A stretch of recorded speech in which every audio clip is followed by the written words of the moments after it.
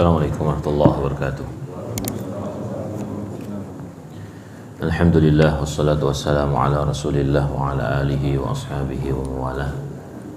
Asyhadu an la ilaha illallah wahdahu la syarika lah wa asyhadu anna Muhammadan abduhu wa rasuluh.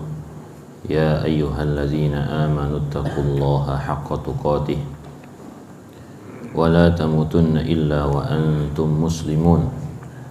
Ya ayyuhalladzina amanu taqullaha wa qulu qawlan sadida yuslih lakum a'malakum wa yaghfir lakum dhunubakum wa man yuti'illaha wa rasulahu faqad faza fawzan 'azima.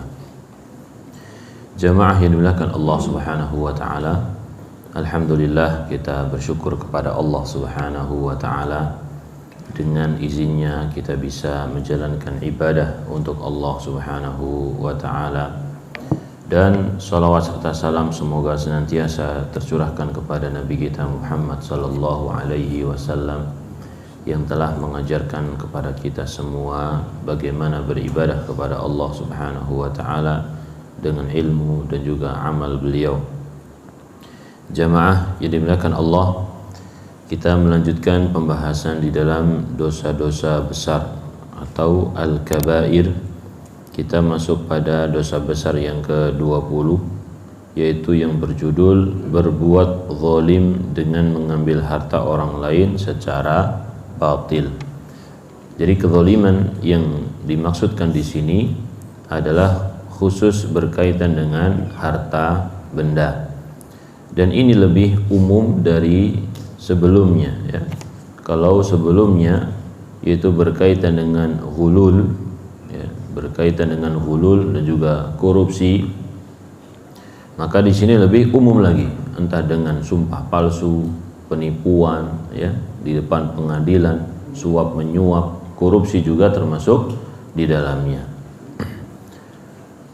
Penulis menyebutkan beberapa dalil dari Al-Quran dan juga dari hadis Nabi sallallahu alaihi wasallam.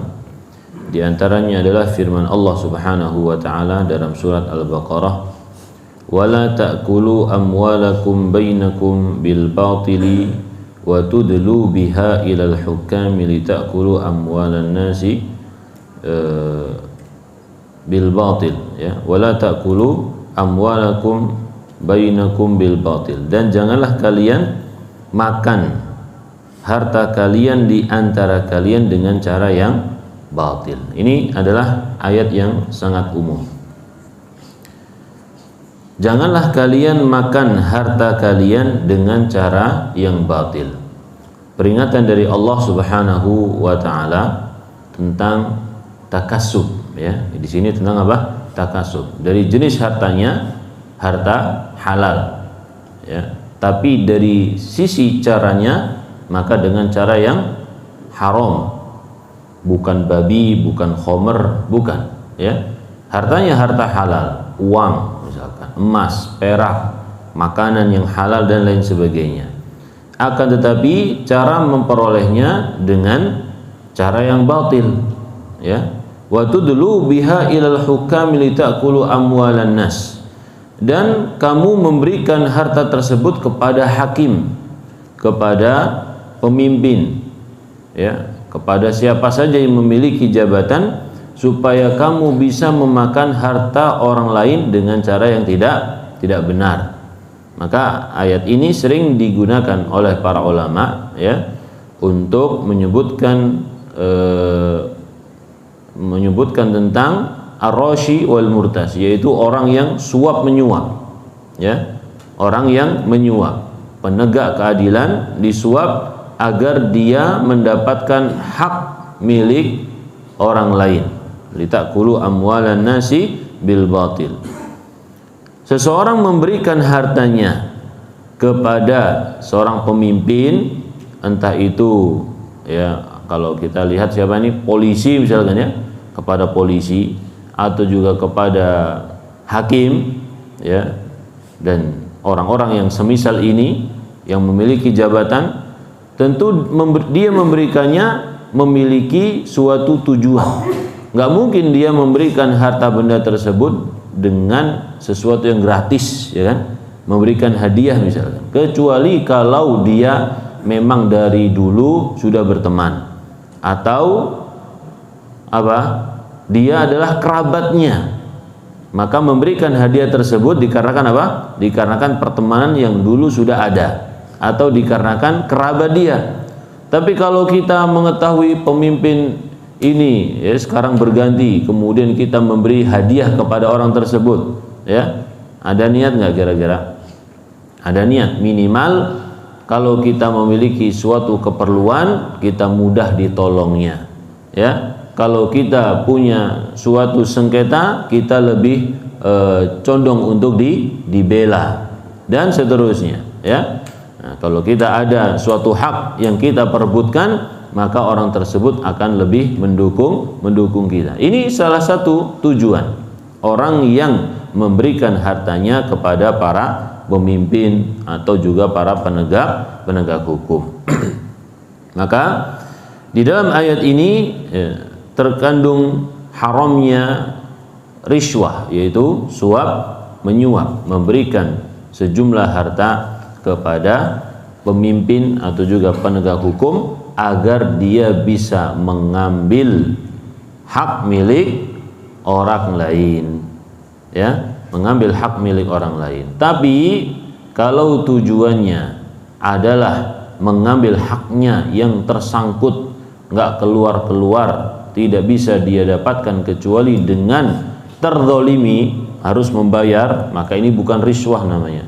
Dia terzolimi, ya. Kita punya mobil misalkan, punya mobil ditaruh di sana, susah mau kita ambil, kita datang mau ngambil mobil dipersulit, ya, muter-muter dulu.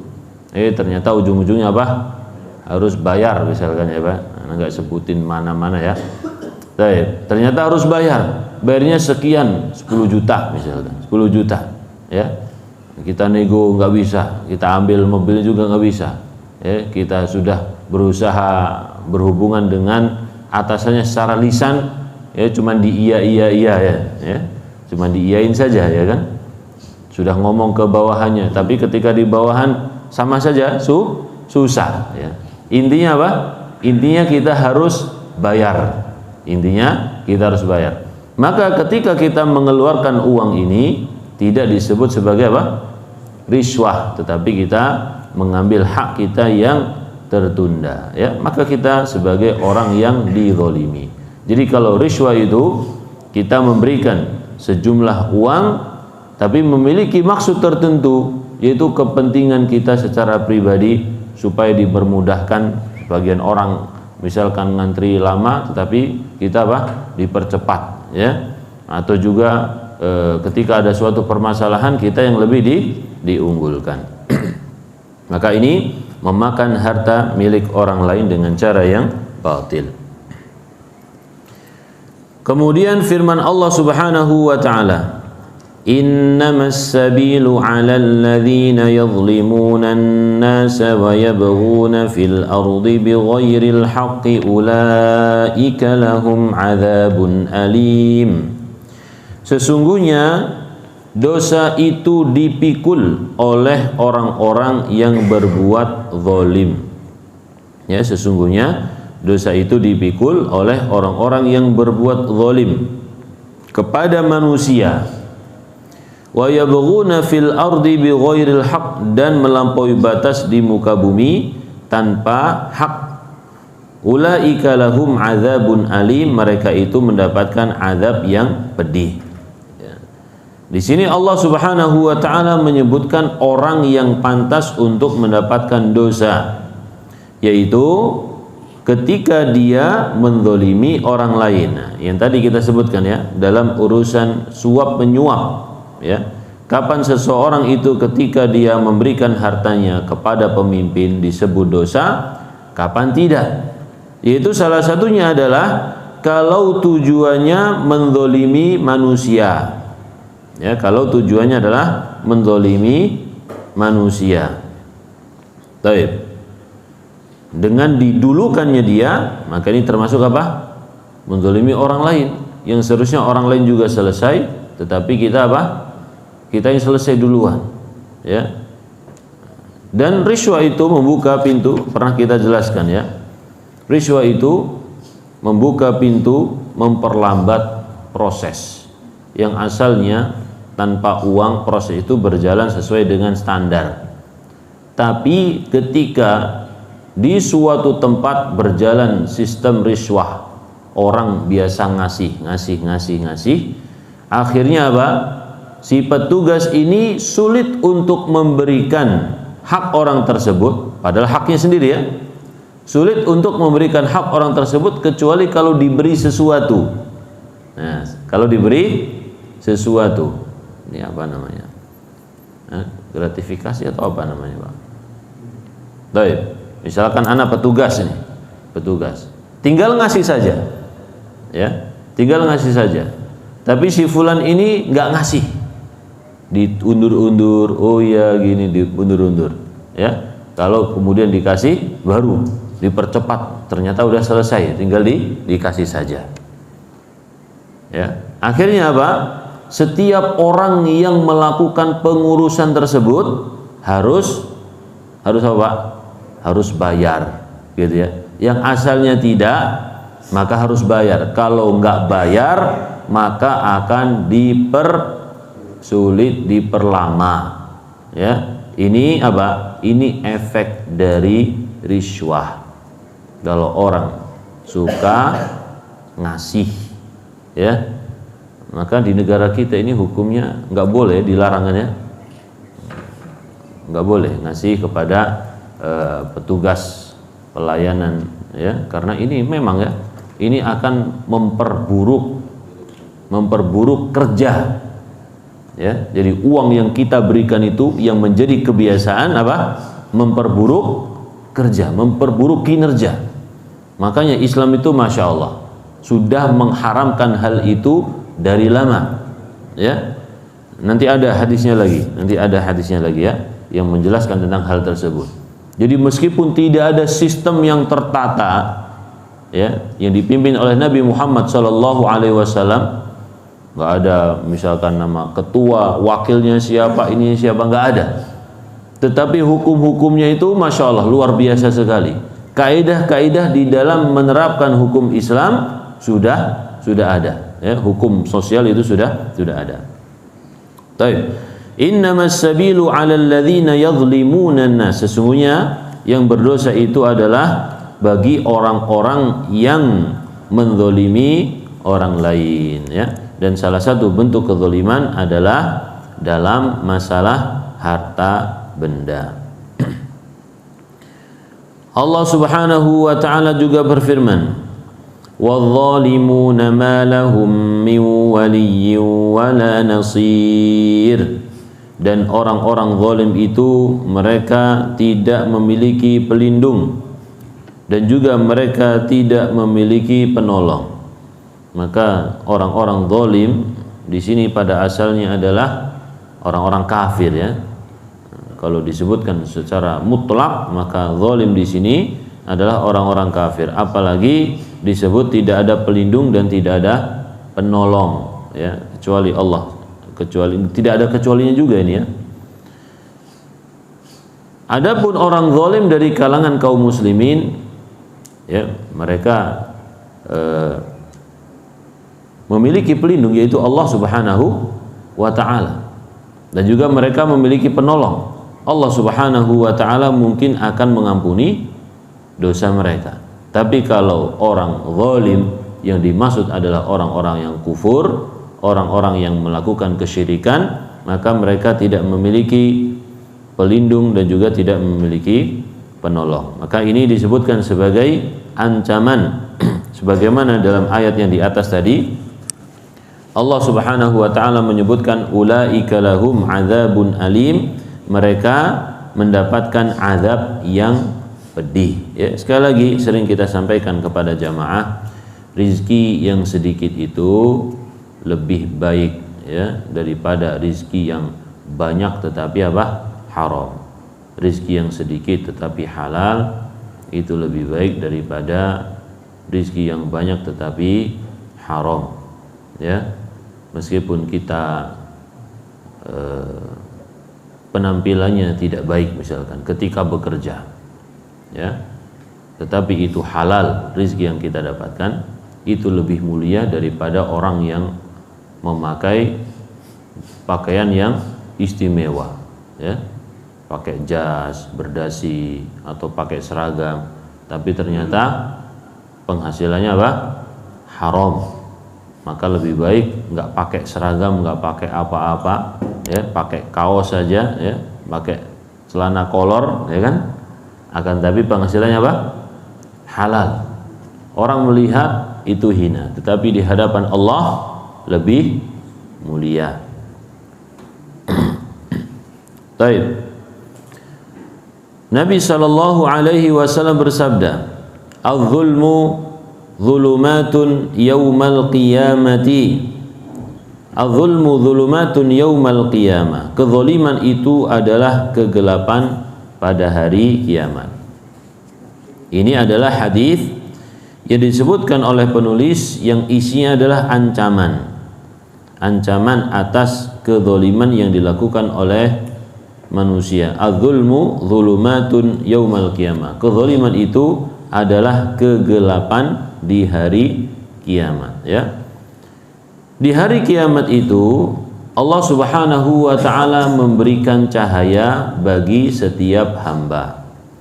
Cahaya ini digunakan untuk berjalan menyeberangi sirat, ya, di mana orang munafik pada hari kiamat yauma yaqulul munafiquna wal munafiqatu lil ladzina amanu dzuruna naqtabis min nurikum. Pada hari orang munafik laki-laki dan perempuan berkata kepada orang-orang yang beriman, unzuruna, tunggu kami, naqtabis min nurikum, kami mau ambil dari cahaya kalian, ya. Karena orang munafik enggak punya cahaya. Jadi cahaya mereka mungkin sedikit tapi kemudian mati, atau cahaya mereka itu seperti tersambar petir, ya. Jadi kilatan cuman sekali yang menyilaukan mata, tapi kemudian apa? Gelap gulita. Maka mereka terbelalak, tidak bisa melihat apa yang ada di sekitarnya. Ternyata orang-orang yang beriman sudah meninggalkan mereka semua. Dan Nabi Muhammad sallallahu alaihi wasallam di dalam hadis menyebutkan cahaya manusia itu bertingkat-tingkat. Ada yang cahayanya seperti gunung, ya. Ada yang cahayanya seperti unta. Jadi besar, ada yang besar sekali, ada yang sedang, bahkan ada yang cahaya cuma di ujung jempolnya, jempol kakinya, ya. Jempol kaki, dia mengikuti cahaya tersebut. Ada juga cahaya yang mati redup, mati redup. Tentu ada yang nggak punya apa? Nggak punya cahaya. Seperti orang-orang munafik. Orang yang menjaga dirinya dari kezaliman berarti dia menjaga cahaya keimanannya, menjaga cahayanya pada hari kiamat agar dia bisa melihat, bisa berjalan dengan apa? Dengan tenang, dengan petunjuk Allah Subhanahu wa taala, ya. Makanya di sini Nabi Muhammad sallallahu alaihi wasallam mengatakan az-zulmu zulumatun yaumal qiyamah. Bukan cuma cahaya saja, tetapi juga kegelapan tubuh, kegelapan wajah itu juga dipengaruhi oleh apa? Oleh kezaliman yang dilakukan oleh seorang hamba. Kita tahu bahwasanya awwalu zumratin yadkhulunal jannah, kelompok yang pertama, ya, yang dimasukkan oleh Allah Subhanahu wa taala ke dalam surga, wajah mereka itu seperti wajah rembulan, ya, wajah rembulan pada bulan purnama. Jadi wajah mereka itu cerah. Ini rombongan pertama yang masuk surga, ya. Orang-orang seperti inilah yang pantas untuk masuk surga pertama kali, ya. Dan juga orang-orang yang belakangan memiliki keistimewaan, akan tetapi tidak sama dengan mereka ini, ya. Ketika Nabi Shallallahu Alaihi Wasallam menyebutkan wajah mereka itu bercahaya seperti rembulan, ini menunjukkan apa? Menunjukkan sangat mungkin yang belakangan, yang kemudian belakang itu tidak sama cahayanya seperti yang pertama. Apalagi kalau harus masuk neraka terlebih dahulu, ya. Kalau harus masuk neraka terlebih dahulu, ya, maka dia harus apa? Gosong. Ya, fahmun. Fahmun itu artinya arang, ya. Dia jadi arang. Maka orang yang melakukan kezaliman dipastikan oleh Nabi Shallallahu Alaihi Wasallam kezaliman itu adalah kegelapan baginya pada hari kiamat, ya, kegelapan wajahnya atau juga kegelapan tubuhnya secara umum atau juga kegelapan jalannya untuk menuju surga Allah Subhanahu wa taala. Di dalam surat yaitu Ali Imran, ya. Gimana? Yauma taswaddu wujuh, yauma tabyaddu wujuhu wa taswaddu wujuh. Pada hari wajah itu berseri-seri dan juga ada wajah yang gelap gulita, ya. Ada wajah yang berseri-seri, ada wajah yang gelap gulita. Fa ammal ladzina swaddat wujuhum akafartum ba'da imanikum fadzuqul 'adzaba bima kuntum takfurun. Orang-orang yang wajahnya gelap itu adalah orang-orang kafir, ya. Orang yang wajahnya gelap di situ disebutkan oleh Allah adalah orang-orang kafir. Wa ammal ladzina byaddat wujuhum fa fi rahmatillah. Dan orang-orang yang wajahnya itu putih terang, mereka adalah orang-orang yang dirahmati oleh Allah Subhanahu wa taala. Bagaimana kalau dia adalah orang yang beriman akan tetapi dia itu melakukan kemungkaran, melakukan dosa, ya?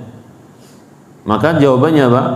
Jawabannya orang muslim yang melakukan perbuatan dosa, maka dia akan mendapatkan ancaman sekedar atau sesuai dengan perbuatan dosa yang dia lakukan, ya, sebagaimana orang-orang musyrikin. Kalau orang musyrik, orang kafir, ini dosanya kalau kita bilang sudah nggak ketulungan, ya, nggak ada saingannya lagi. Orang kafir dan orang apa? Orang musyrikin. Tapi kalau orang mukmin, dia melakukan dosa kepada Allah Subhanahu wa taala, maka Allah memberikan hukuman sesuai dengan kadar dosanya. Allah memberikan kegelapan juga sesuai dengan kadar apa? Dosanya. Baik. Jadi dalam ayat tersebut, ya, kita mengetahui bahwa kegelapan itu bukan cuma cahaya saja, ya, cahaya untuk berjalan, tidak, tetapi juga gelapnya wajah, gelapnya tubuh seseorang. Dan juga Rasulullah Shallallahu Alaihi Wasallam bersabda, man zalama shibron. Nah, ini yang pernah kita sampaikan juga. Man zalama shibron minal ardi tuwiqahu ila sab'i aradin yaumal qiyamati. Barang siapa yang menzalimi satu jengkal saja dari tanah, satu jengkalnya dari tanah, tuwiqahu, maka dia akan dikalungi ila sab'i aradin yaumal qiyamah, sampai 7 lapis bumi pada hari kiamat. Jadi tanah jamaah milakan Allah Subhanahu wa taala, ya. Tanah ini bukan apa namanya banyak tanahnya yang diusung gitu, bukan, ya, tetapi tanah sampai ke bawah dan juga ke atas. Kita punya rumah, kita punya tanah, asalnya 60, kemudian kita geser sana, geser sini, ya kan, jadinya berapa? 80, ya, Masya Allah, luas, ya Pak, ya? Kalau secara hitungan di dunia, maka ini luas, ya, termasuk yang berita-berita jadi parkiran pribadi, Masya Allah, ini juga zalim ini, jadi menguasai milik umum, ya, dijadikan milik pribadi, meskipun secara surat menyurat ini punya umum, ini aku nggak punya surat ini, tapi secara pemakaian dikuasai secara pribadi, maka ini hukumnya adalah haram, ya.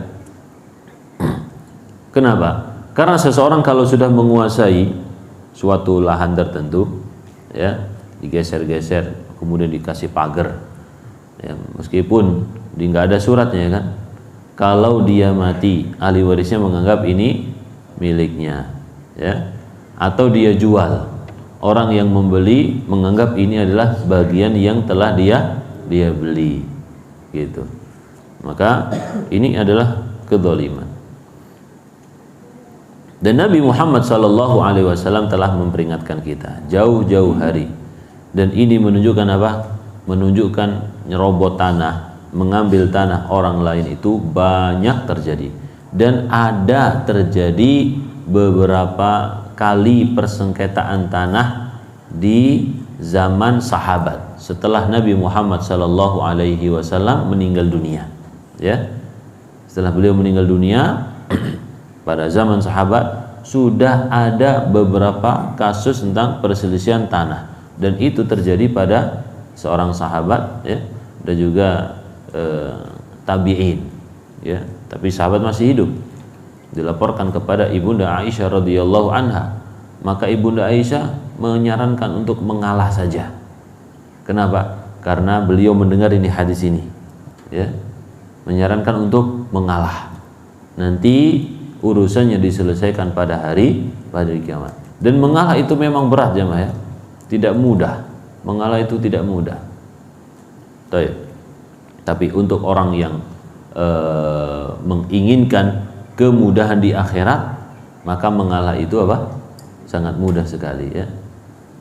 Kalau kita mengalah sama orang lain, maka Allah Subhanahu wa taala banyak memberikan apa? Keringanan kepada kita.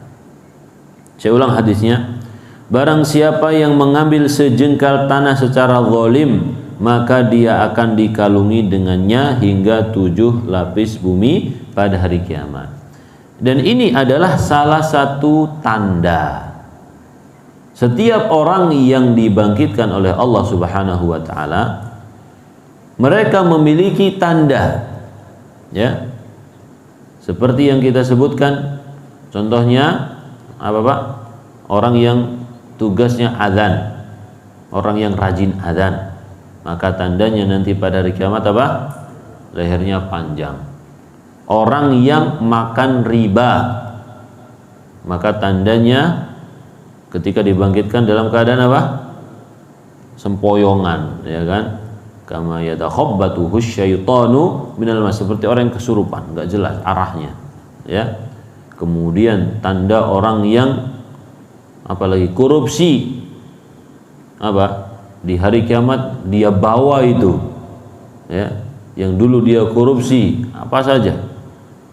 Kalau misalkan dia ambil meja, dia ambil kursi, dia ambil uang, ya, dia ambil, ya, sapi misalkan, ya, dan lain sebagainya, dia bawa itu semuanya.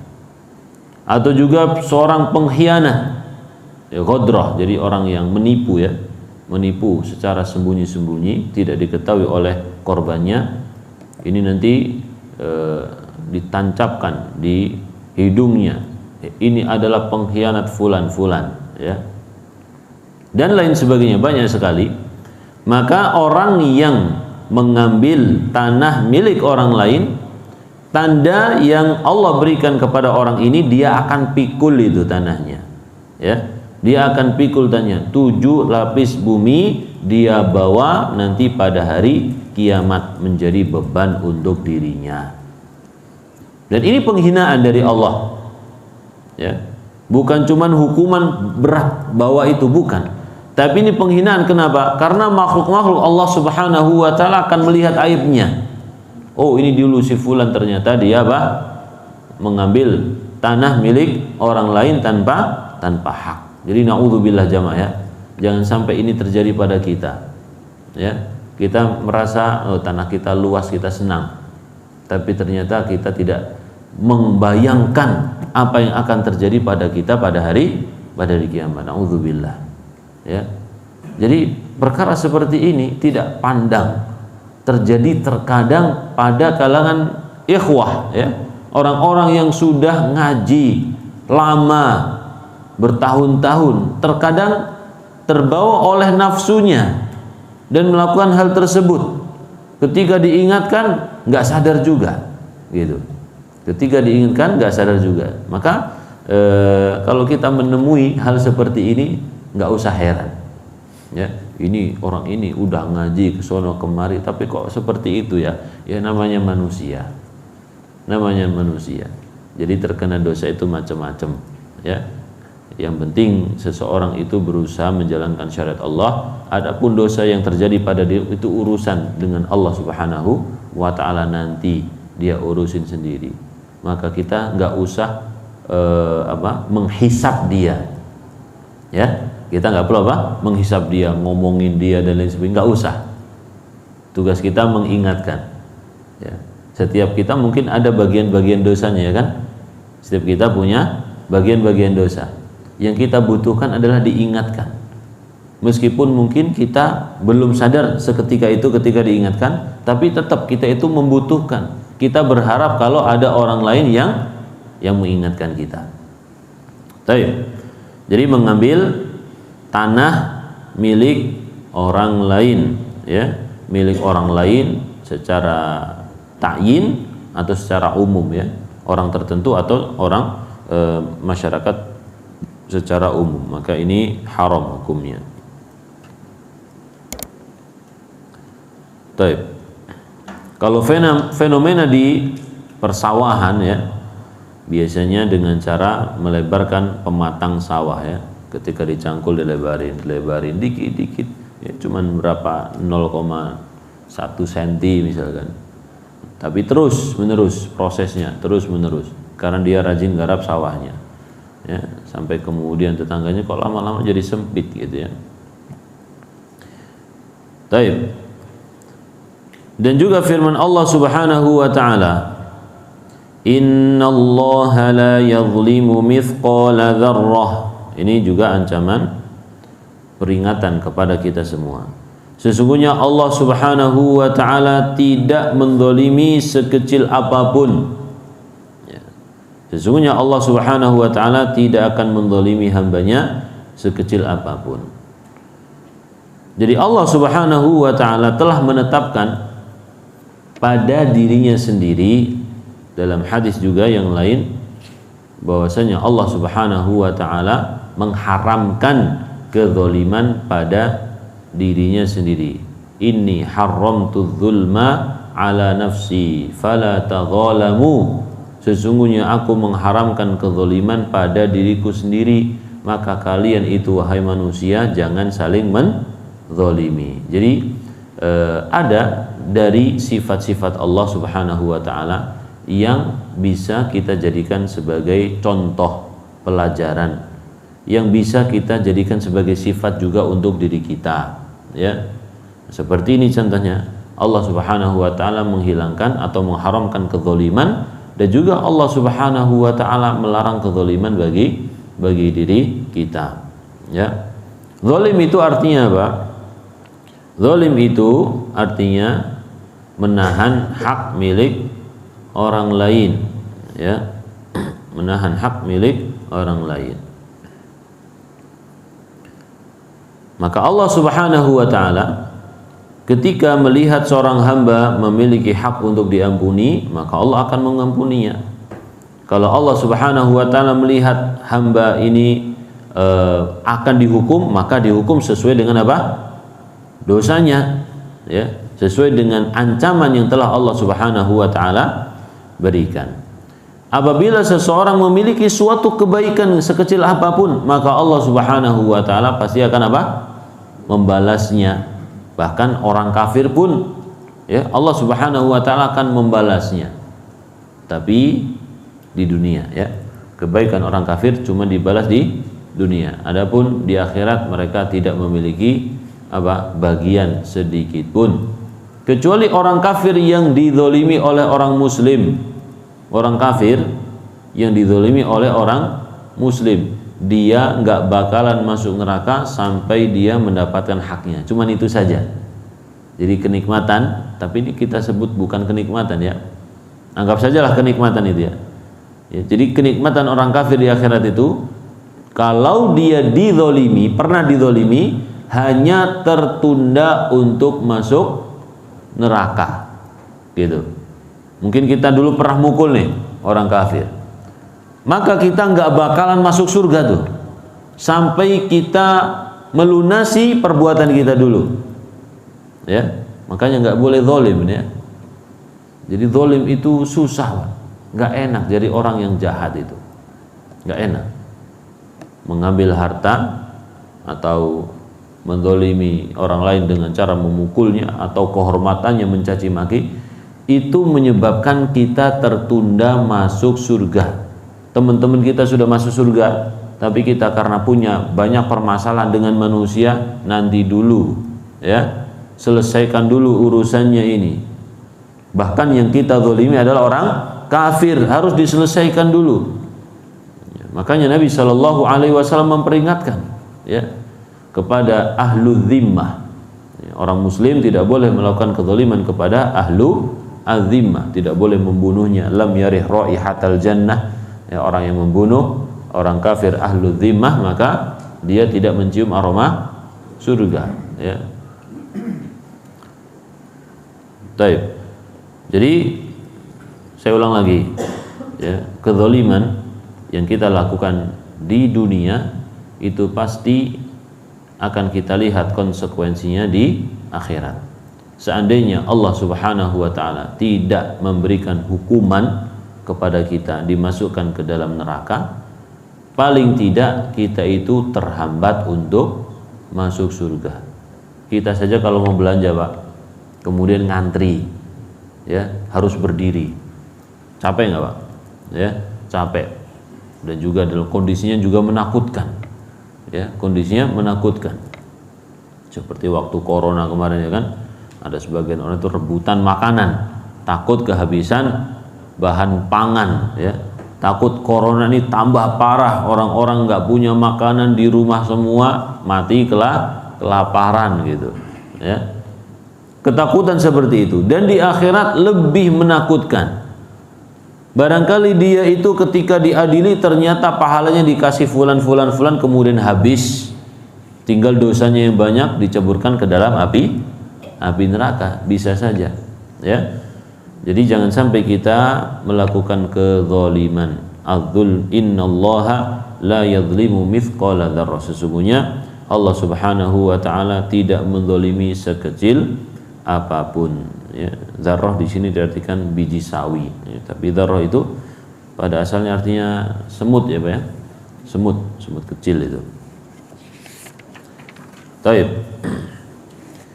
Di dalam hadis juga disebutkan, ini hadisnya riwayat Imam Ahmad, dhaif ya, didhaifkan oleh Syalbani rahimahullah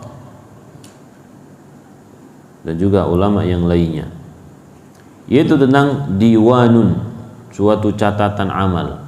Ada 3 ya, ada catatan amal yang tidak akan ditinggalkan oleh Allah, yang diampuni oleh Allah, yang tidak akan diampuni oleh Allah Subhanahu wa taala. Atau dalam hadis lain disebutkan az-zulmu thalathatun, kezaliman itu ada 3. Kezaliman yang tidak akan diampuni oleh Allah Subhanahu wa taala. Apa itu kira-kira? Kesyirikan ya kan. Nah, innallaha la yaghfiru ayyushraka bihi. Ya, sesungguhnya Allah tidak mengampuni dosa syirik. Kemudian yang kedua, dzambun la yatrukuhullah, dosa yang tidak akan ditinggalkan oleh Allah, pasti diperhitungkan oleh Allah ya, pasti diperhitungkan oleh Allah Subhanahu wa ta'ala, yaitu kezaliman seorang hamba kepada hamba yang lainnya. Yang ketiga yaitu kezaliman seorang hamba kepada dirinya sendiri, maka ini dosa yang sangat mungkin diampuni oleh Allah Subhanahu wa ta'ala. Maka kita hati-hati dengan 2 dosa ini, meskipun ini hadisnya dhaif ya, meskipun dhaif ya, tetapi secara makna ini didukung oleh hadis-hadis yang lainnya, dalil yang lainnya. Seperti kesyirikan tadi tidak diampuni oleh Allah Subhanahu wa taala, dalilnya dalam Al-Qur'an ataupun sunnah begitu banyak ya. Innallaha la yaghfiru, sesungguhnya Allah tidak mengampuni dosa syirik.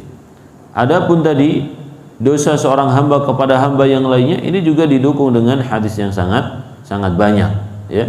Contohnya tadi yang kita sebutkan barusan, yaitu kalian tidak akan masuk surga sampai kalian memberikan hak milik orang lain. Sampai kambing pun yang bertanduk ketika dia menyeruduk kambing yang tidak bertanduk, ya, maka gantian nanti tanduknya dikasih ke kambing yang satunya diseruduk. Ini apa? Ya, kisos, ya. Dan kisos itu terjadinya ketika seseorang sudah menyeberangi sirat, maka dia diberhentikan di suatu tempat sebelum masuk surga, dibersihkan terlebih dahulu, ya, dibersihkan terlebih dahulu. Ini tentu antara kaum muslimin. Bagaimana dengan orang kafir? Wallahu alam, ya, tentu orang kafir itu nggak perlu nyebrang sirat, ya kan. Wallah, apakah sebelumnya khusus untuk orang kafir atau juga setelahnya, ya, Allah Subhanahu wa taala yang Maha mengetahui. Yang penting dalam hadis disebutkan kisos ini terjadinya setelah apa? Setelah nyebrang sirat itu, ya. Di sana ada suatu tempat untuk di kisos dulu kita ini, ya, diperhitungkan antara kita dengan saudara kita, baru kalau sudah bersih kita masuk surga.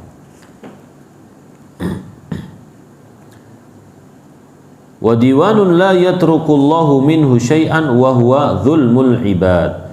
Catatan amal di mana Allah tidak akan meninggalkan sesuatu pun darinya, yaitu kezaliman terhadap hamba-hamba Allah Subhanahu wa ta'ala. Bahkan dengan lisan kita saja kita menjadi susah, ya. Nabi Shallallahu Alaihi Wasallam pernah ditanya tentang seorang wanita, fulanah tuksiru fis salati was shaumi was shadaqah, banyak sekali dia salat sunnah, berpuasa sunnah dan juga sedekahnya, walakin la ya'manu jiranuha min lisaniha, akan tetapi tetangganya itu tidak aman dari lisannya. Dia suka mengganggu tetangga dengan apa? Dengan lisannya. Lisannya ini buruk sekali, muamalahnya buruk, ya. Kata Nabi sallallahu alaihi wasallam, hiya finnar, dia di neraka. Coba bayangin, ya. Jadi sudah disebutin banyak sholat, banyak puasa, ya, banyak bersedekah, tapi Nabi Shallallahu Alaihi Wasallam tidak menggubris keutamaan ini. Dikarenakan apa? Dikarenakan lisannya yang buruk kepada tetangga. Ini menunjukkan hak tetangga begitu besar, dan juga menunjukkan dosa lisan itu begitu besar, ya. Adapun sholat kita, puasa kita sampai nggak cukup untuk membayari dosa kita tersebut, ya. Jadi seseorang mencuri di rumah tetangga itu nggak sama ketika dia mencuri dengan rumah-rumah yang lainnya, dosanya lebih besar, ya. Kata Nabi sallallahu alaihi wasallam, sungguh kalian mencuri di 10 rumah yang bukan tetangga kalian itu lebih ringan daripada kalian mencuri di tetangga kalian, gitu, ya. Dan juga kalian berzina dengan 10 wanita yang bukan tetangga itu lebih ringan daripada berzina kepada istri tetangga atau tetangga siapa saja. Baik. Jadi Nabi Shallallahu Alaihi Wasallam memberikan bayangan kepada kita semua tentang kezaliman itu, zulumatun yaumal qiyamah, itu kegelapan pada hari kiamat. Kemudian bentuk kezaliman yang lainnya apa ini? Matlul ghaniyyi zulmun. Nah, ini juga nih kezaliman yang mungkin banyak juga terjadi di kalangan kita. Penundaan membayar hutang, ya, penundaan membayar hutang oleh orang yang ghani, orang yang punya, orang yang cukup untuk bayar hutang, orang yang kaya, adalah suatu kezaliman. Kita berhutang, ya, sering diberitakan bahwasanya orang ketika dia berhutang dia memelas, ya, menunduk, menghinakan diri, ya kan, supaya dapat apa? Hutang. Tapi ketika datang waktu jatuh tempo diingatkan berhutang, ya, pertama oh ya, diingetin lagi, galau lagi, iya enggak, aku enggak lupa, gitu kan. Nah, diingetin lagi, marah, lebih galak sekarang, ya, dan seterusnya. Ini adalah kezaliman. Terkadang seseorang itu, ya, terkadang kita mampu untuk membayar hutang, uang sudah ada, tetapi kita meremehkan hutang tersebut, tidak menghargai orang yang pernah memberikan kita pinjaman. Ya, menganggap hutang ini permasalahan yang enteng. Padahal kita nggak tahu orang itu juga butuh. Namanya manusia. Kondisi ketika kita mengenal dia punya uang, banyak uang. Tapi ketika jatuh tempo mungkin dia sedang nggak punya uang.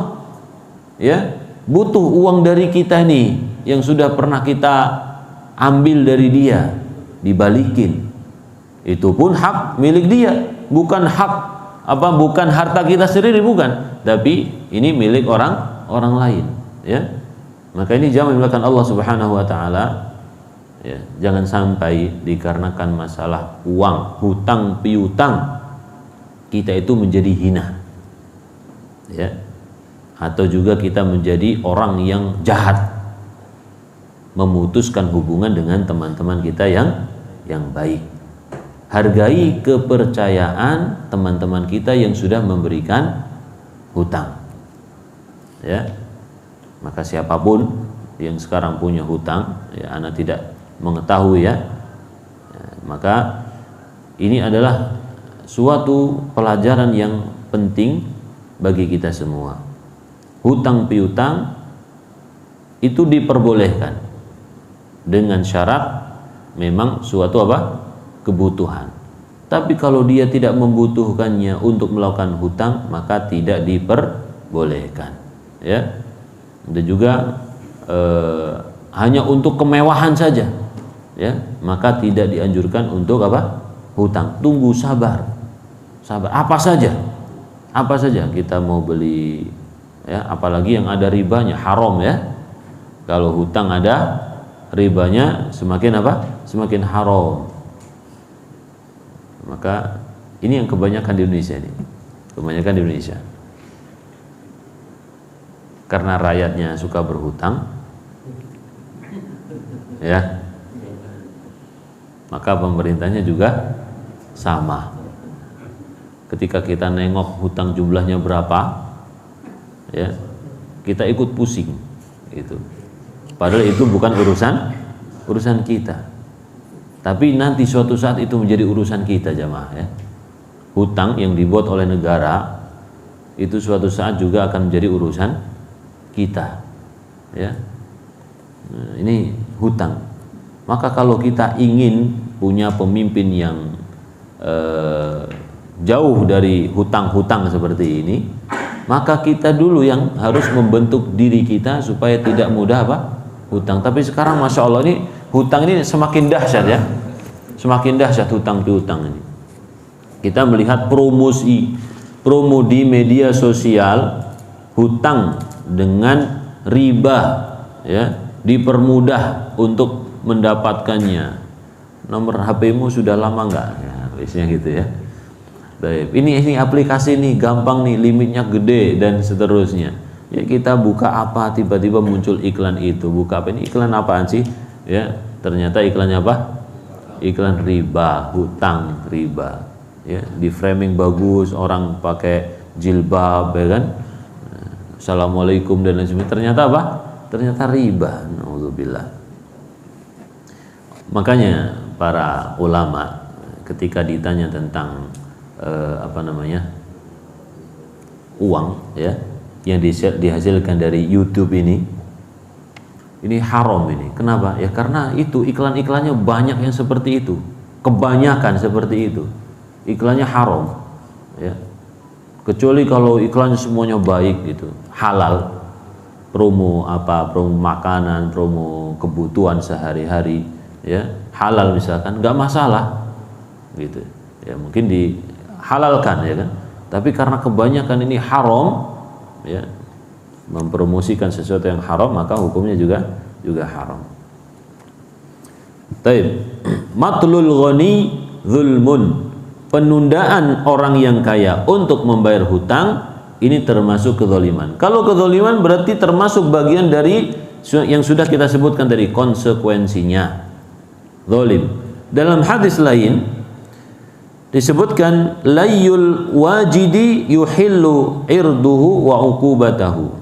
Yuhillu irdahu wa uqubatahu. Layul wajid sama matlul ghani, yaitu orang kaya yang menunda membayar hutang, maka halal kehormatannya dan menghukumnya. Kalau di negara kita orang yang berhutang itu boleh nggak disebarkan? Ya, oh si fulan ini berhutang ini jangan, boleh nggak? Atau nanti kita yang bahkan kena undang-undang mencemarkan nama baik gitu ya. Baik. Jadi orang yang zalim dengan cara menunda hutang ini lebih dilindungi daripada yang apa? Punya. Iya. Kalau seperti itu peraturannya, ini kebalik. Ya. Kalau dalam hadis Nabi Shallallahu Alaihi Wasallam, orang yang seperti ini, ya, boleh disebarkan. Jadi halal irduhu. Mau dicaci maki dia, mau diapain ya, boleh. Ya, kalau dia apa? Menunda. Kalau cuma jatuh tempo, kita butuh uangnya kita tarik, nggak boleh dicaci maki ya. Tapi kalau dia punya, kelihatan punya, tapi nggak bayar-bayar, nah ini yang boleh. Harus dibedakan ya. Harus dibedakan. Ini adalah hukum yang disebutkan oleh Nabi Muhammad Sallallahu Alaihi Wasallam. Bahkan dihukum ya, orang ini ketika dia nggak bayar hutang dihukum. Anak kurang tahu di Indonesia kalau misalkan orang yang punya hutang apakah sampai di penjara? Kalau hutangnya nggak bayar nih, apakah di penjara? Ada ya? Hah? Iya, masalahnya masuk perdata ya. Kalau dalam Islam, orang seperti ini harus dihajar. Hajar itu dibatasi dalam penggunaan hartanya. Ya, jadi hartanya di stop dulu. Jadi atau gampangnya bahasa kita disita gitu ya. Kemudian orang yang punya piutang dikasih, dibayarin semuanya. Sampai yang tersisa berapa itu miliknya. Seperti juga korupsi, orang yang korupsi, ya. Maka seluruh hartanya ini diambil, dimiskinkan gitu ya, gampangnya. Dan itu sangat bagus sekali itu, ya. Karena memang korupsi itu pada dasarnya bukan harta milik sendiri. Dihitung hartanya dari gajinya itu berapa, ya dari itu hartanya. Sisanya berarti apa? Sisanya haram, korupsi, ya, diambil oleh negara. Karena ini bukan milik dia. Ya, korupsinya jumlah berapa? Ya diambil. Ya, bukan orang korupsi kemudian korupsinya dibiarin. Nanti kalau keluar penjara bisa diambil lagi, naudzubillah. Baik.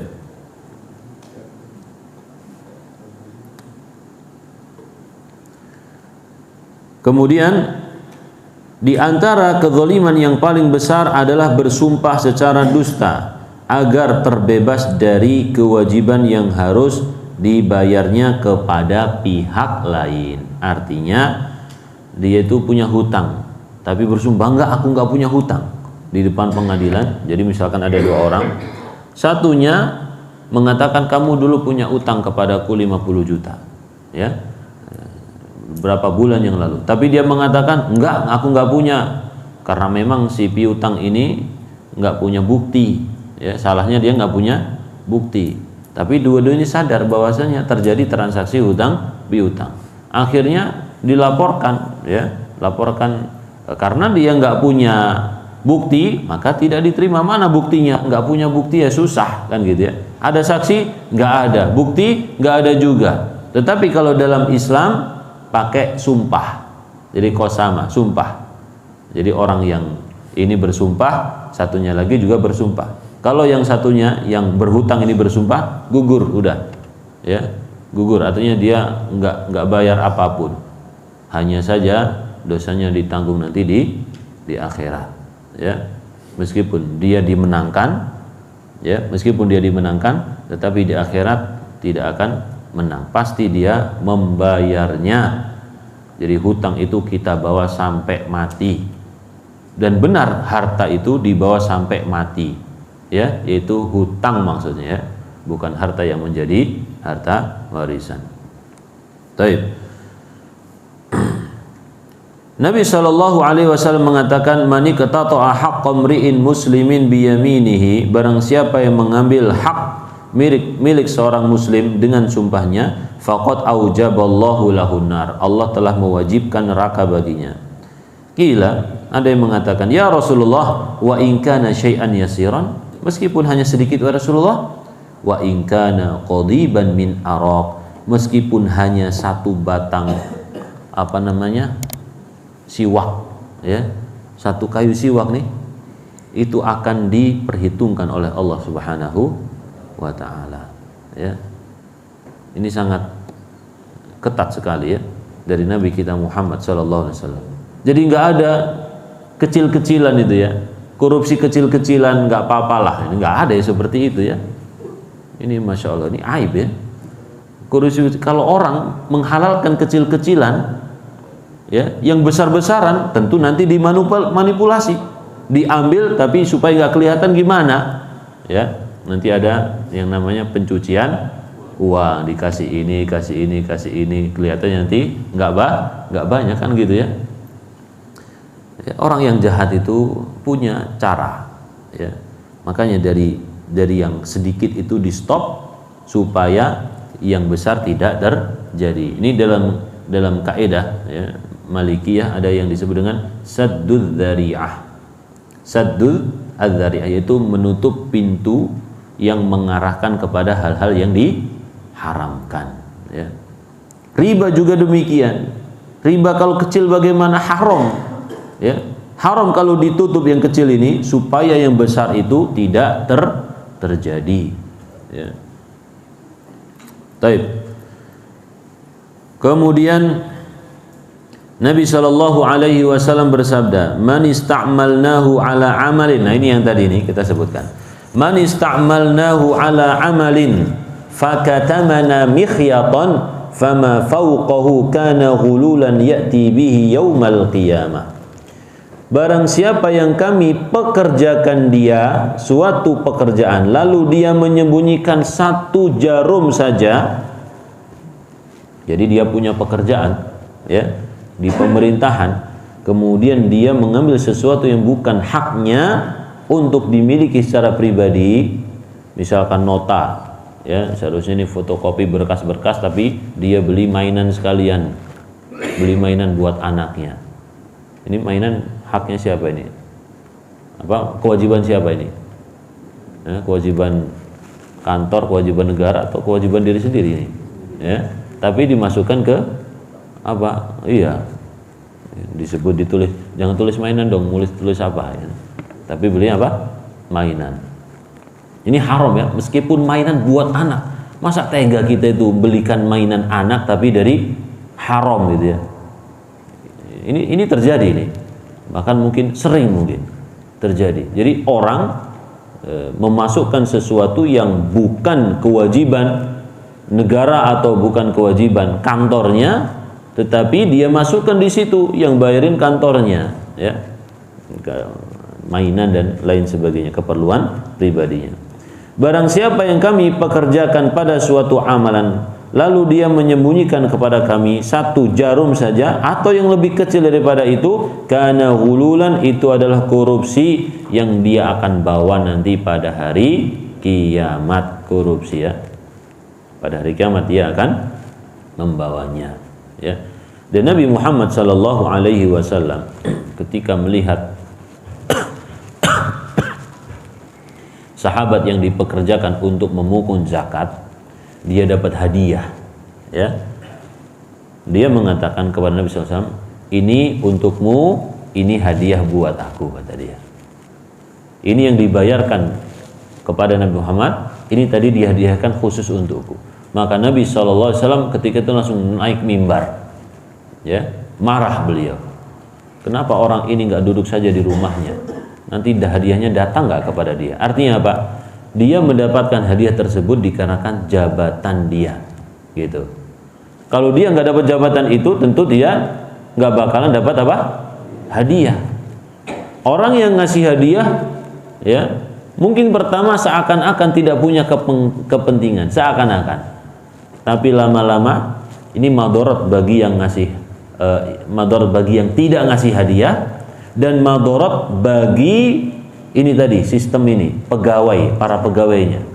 Madharat, saya ulang, madharat bagi orang yang nggak ngasih hadiah, dan ini akan menjadi madharat bagi apa? Pegawainya tadi. Madharat bagi yang tidak ngasih hadiah akan dipersulit prosesnya. Madharat bagi orang yang apa? Pegawainya, ya, dia akan malas-malasan dalam bekerja kalau nggak ada apa? Uangnya, hadiahnya. Dan juga hadiah yang diterima ini hukumnya haram. Hukumnya haram, ya. Masya Allah. Taib. Jadi sekecil apapun itu maka dilarang oleh Nabi Muhammad sallallahu alaihi wasallam. Dan di zaman Nabi sallallahu alaihi wasallam ada seorang sahabat mati kena panah yang nyasar di lehernya dia. Ya, orang-orang mengira dia akan mati syahid mendapatkan surga. Tapi Nabi Shallallahu Alaihi Wasallam mengatakan sesuatu yang berbeda.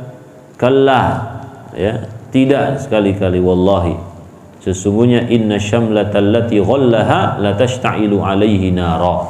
Sesungguhnya mantel yang dia ambil, ya, ketika perang diambil untuk kepentingan pribadinya, padahal belum dikumpulin, belum dibagi-bagi, sudah ngambil duluan, ya. Maka ini akan menjadi api di kuburannya. Jadi sebelum dia bawa di akhirat sudah menjadi apa? Api di kuburannya. Pertanyaannya, apakah kalau sudah dihukum di kuburan ini akan terbebas hukuman di akhirat? Wallahu a'lam. Bisa jadi apa? Terbebas, bisa jadi akan bertambah banyak, ya, sesuai dengan kehendak Allah Subhanahu wa taala. Baik. Ini ada beberapa hadis yang intinya sama, ya, kita baca cepat saja. Inna rijalan yatakhawwaduna fi malillahi bighairi haqqin falahumun naru yaumal qiyamah. Sesungguhnya ada orang-orang yang menyibukkan, artinya membelanjakan harta kaum muslimin dengan cara yang batil. Di sini disebutkan malillah, harta Allah Subhanahu wa taala, ya. Dalam tafsiran yaitu Ibnu Hajar, ya, artinya adalah apa? Membelanjakan harta milik kaum muslimin secara batil. Falahumun naru yaumal qiyamah, maka dia akan mendapatkan api neraka pada hari kiamat, ya.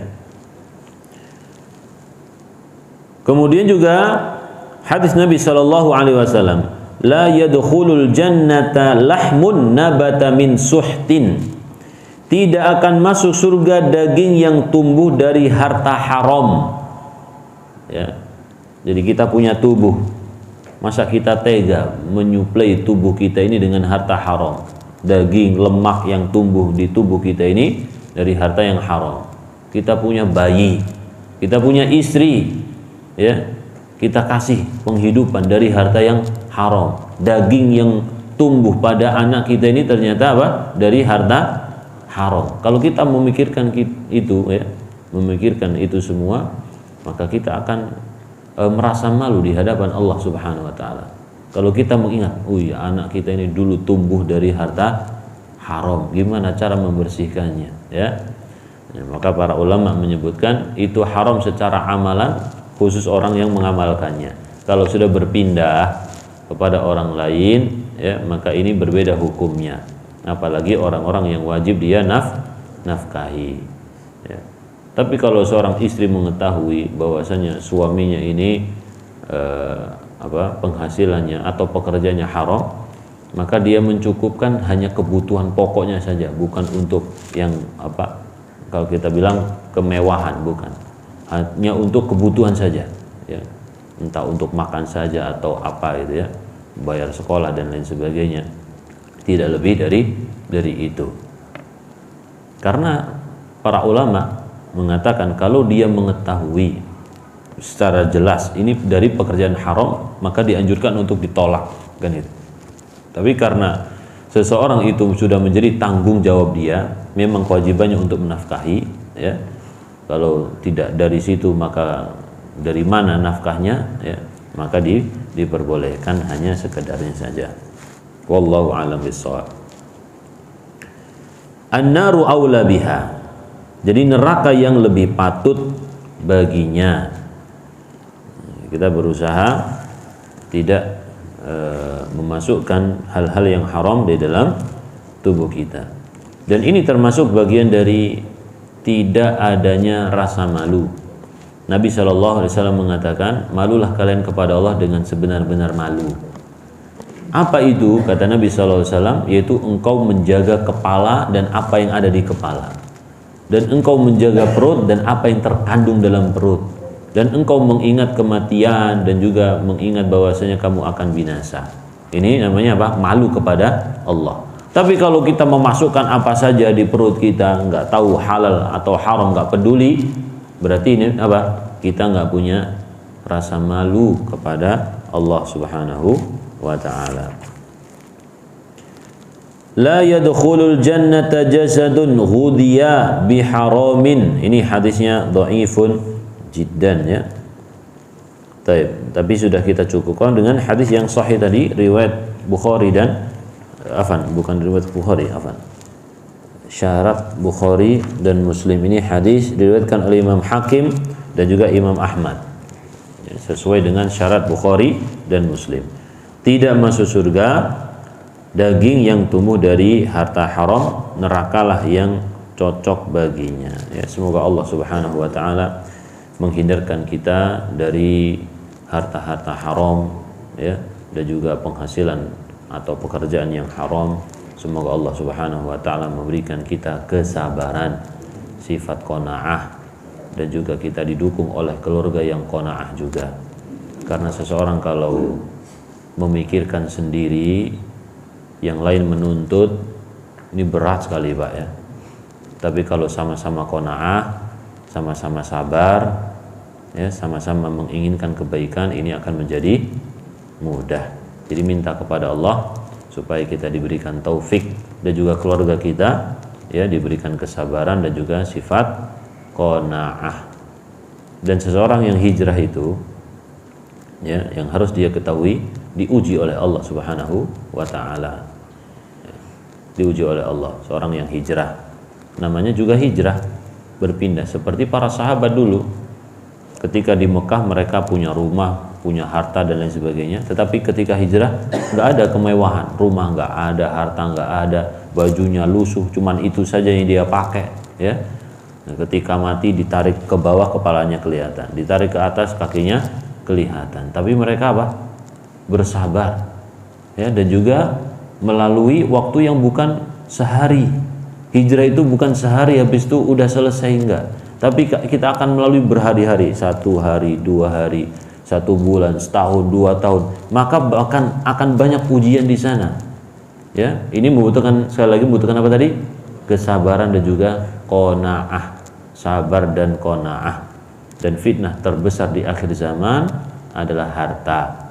Makanya Dajjal datang. Fitnahnya apa? Harta. Fitnah Dajjal itu apa? Harta dia. Menipu manusia dengan harta. Ya, kalau suatu kampung nggak mau beriman kepada dia, itu hartanya ngikut sama dia. Seperti lebah. Tapi kalau suatu kampung beriman, maka akan subur, turun hujan dan seterusnya. Ya, ini fitnah apa? Dajjal. Sebelum datang Dajjal sudah ada fitnah-fitnah harta kepada kita. Mungkin naudzubillah kalau Dajjal datang mungkin kita itu termasuk pengikutnya. Naudzubillah ya. Orang yang terkena fitnah harta ini mungkin ketika Dajjal turun ya, bisa jadi dia akan menjadi apa? Penyembah Dajjal. Naudzubillah. Nah, di sini disebutkan lagi oleh Imam Az-Zahabi, dan termasuk dalam dosa besar ini adalah para pemungut liar, pungli, pajak, bea cukai, ya,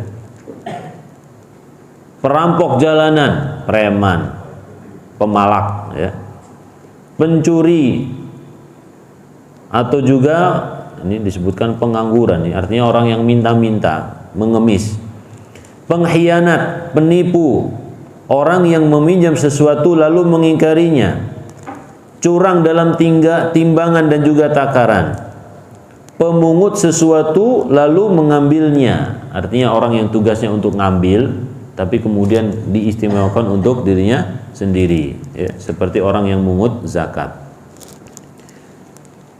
Jadi memungut sesuatu dan tidak disampaikan. Orang yang menjual sesuatu dengan menyembunyikan cacatnya, ini juga sama. Ya, jualan ada cacatnya, seharusnya harganya turun dikit, tapi tidak disebutkan supaya harganya normal. Orang yang berjudi, kemudian berbohong juga, ya, memberitahukan harga modal lebih dari yang dikeluarkan. Jadi secara lisan, ya misalkan bilang 1 juta, tapi ternyata modalnya cuma 800. Ini juga termasuk bohong dalam jual beli, ya, menzalimi orang lain. Wallahu a'lam bishawab. Ada pertanyaan? Silakan Pak. Insyaallah pada pertemuan berikutnya tentang mencuri.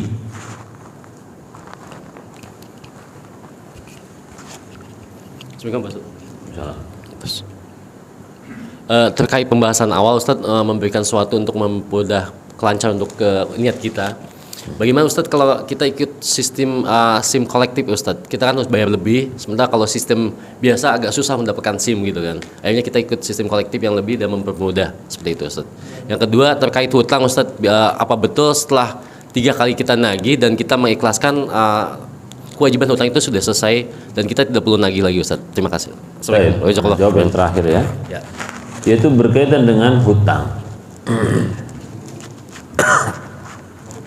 Ketika seseorang melihat orang yang berhutang ini ternyata orang yang susah, ya, itu tidak menunggu 3 kali, sekali kita lihat, kita tarik hutang, udah ikhlasin aja. Melihat kondisinya memang tidak mampu, maka Allah Subhanahu wa taala akan mengampuni dosanya, ya.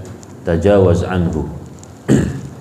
Maka Allah akan mengampuni dosanya. Ini keutamaan orang yang membebaskan orang yang susah dari hutang. Dan juga disebutkan oleh Nabi SAW, barang siapa yang mendapatkan orang yang susah dalam membayar hutang, maka Allah Subhanahu wa taala akan memberikan naungan untuk dirinya pada hari kiamat. Pada hari tidak ada naungan kecuali naungan Allah Subhanahu wa taala. Banyak sekali, itu hanya yang disebutkan oleh Nabi SAW. Mungkin ada yang tidak disebutkan yang begitu banyak. Intinya orang yang membebaskan hutang itu sangat membantu, ya, sangat membantu. Salah satunya apa? Membantu beban pikiran, ya. Orang yang berhutang itu terbebani untuk membayar. Dia punya tekad bayar, tapi dia nggak mampu, nggak punya apa-apa, maka terbebani. Sampai ada yang bunuh diri, ya. Karena apa? Mikirin hutang, gitu. Kalau seseorang membantu dengan membebaskannya, bilang ke orang tersebut, udah aku ikhlaskan, kamu nggak usah pikirin, ya, pikirin lagi kebutuhan sehari-hari, aku ikhlaskan berapapun itu. Ikhlas, artinya kalau udah ikhlas, sampai kapanpun nanti, tahun depan, tahun berikutnya, udah nggak punya kewajiban untuk membayar. Seandainya tiba-tiba tahun depan dia kaya raya, udah nggak punya kewajiban untuk membayar. Kita yang sudah mengikhlaskan, nggak usah bilang apa namanya, oh ya kan kemarin, nggak usah, ya, karena sudah kita ikhlaskan, gitu. Tapi sebaiknya untuk orang yang pernah berhutang seperti ini, ketika dia mampu, bayar saja. Barangkali orangnya membutuhkan atau dibutuhkan oleh orang lain.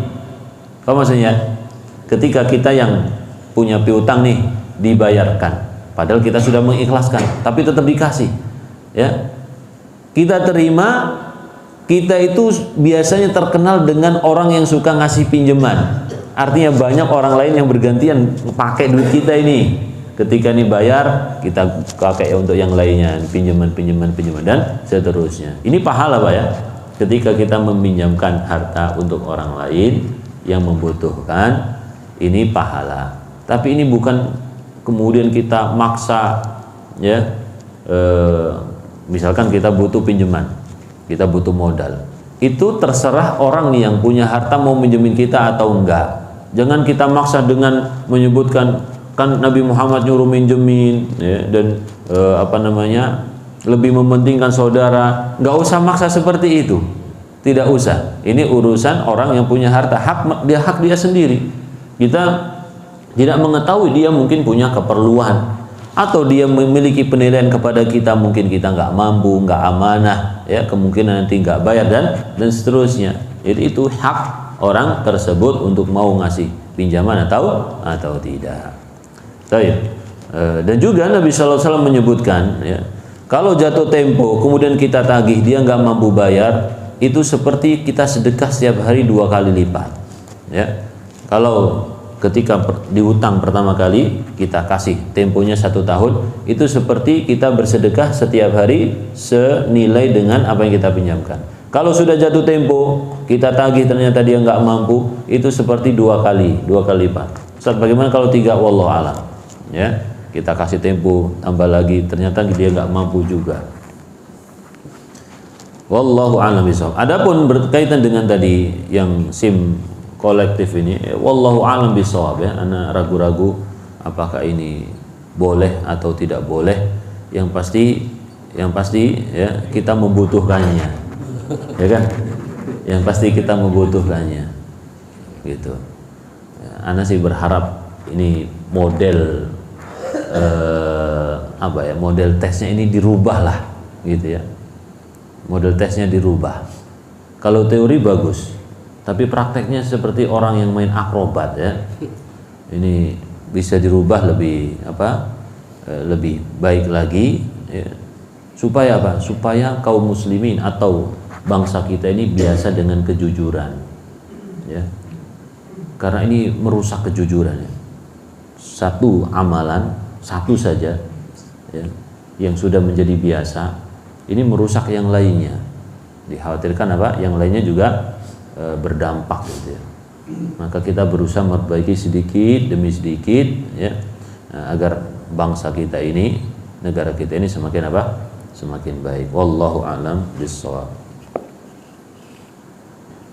Ya. Waalaikumsalam. Ya, Assalamualaikum Ustaz. Izin mau menanyakan terkait harta riswah tadi. Kalau kita memberikan parsel saat Lebaran gitu ya, terus mentraktir makan ke customer perusahaan, itu apakah termasuk harta riswah itu, Ustaz? Baik. Itu termasuk termasuk yang dilarang, hadiah, ya. Hadiah kepada orang-orang yang memiliki kekuasaan, yang memiliki apa istilahnya, posisi tertentu yang menguntungkan kita, maka ini tidak diperbolehkan, Pak. Ini tidak diperbolehkan secara umum. Kita ngasih hadiah kepada atasan kita, ya, ini tidak diperbolehkan. Karena mungkin nanti imbasnya adalah kita lebih diprioritaskan, dipromosikan dan seterusnya, padahal ada orang yang lebih baik daripada kita. Maka sebagian teman kita yang punya jabatan tinggi, ketika ada pegawainya ngasih ini ngasih itu, nggak mau diterima. Sampai di rumah pun di depan rumahnya saja, ditaruh depan rumah, nggak masuk ke rumahnya sama sekali, ya. Dikasihkan orang lain lagi, bukan dikasihkan, suruh balikin lagi, ya. Suruh nganterin, balikin lagi ke orangnya, ya. Karena memang hati kita itu lemah, Pak. Hati kita lemah, hati manusia itu lemah. Mungkin ketika pertama kali melihat itu dia ingkar, tapi ketika terus menerus hati kalau nggak kuat ini, ya akan menerima. Pertama menerima dengan pengingkaran, nggak enak. Tapi lama kelamaan ketika dia ambil, ketika dia pakai, ternyata enak, ya. Akhirnya apa? Akhirnya biasa. Akhirnya senang, akhirnya menuntut. Kalau nggak ada itu, keafdol, ya. Akhirnya apa? Selalu ada, bahkan minta supaya ada. Jadi hati kita itu sangat lemah. Dan ini yang tadi menyebabkan kekacauan. Jadi orang ketika bekerja, padahal sudah tugasnya, dia malas-malasan, lama, ya, lama. Karena apa? Nunggu ada hasilnya meskipun sedikit. Baik, wallahu a'lam bishawab. Insyaallah cukup, ya. Kita lanjutkan pada pertemuan berikutnya. Dan ini berat ini, Pak, ya. Berkaitan dengan harta haram ini, pekerjaan yang haram. Entah itu riswah atau juga korupsinya atau juga berbohong, ya, mengambil harta tanah, atau juga tadi bayar hutang, ya, menunda membayar hutang. Ini perkara yang berat, ya, yang umum terjadi pada zaman sekarang. Padahal Nabi Shallallahu Alaihi Wasallam berbicaranya 1400 tahun yang lalu, ya, lebih ya. Tetapi ternyata di zaman sekarang ternyata banyak terjadi. Maka salah kalau orang mengatakan sekarang ini kondisinya lebih baik daripada dahulu. Tidak, ya. Kondisinya sekarang itu tidak lebih baik daripada apa? Dahulu. Wallahu a'lam bishawab. Rabbana atina fid dunya hasanah wa fil akhirati hasanah wa qina adzabannar. Assalamualaikum warahmatullahi wabarakatuh.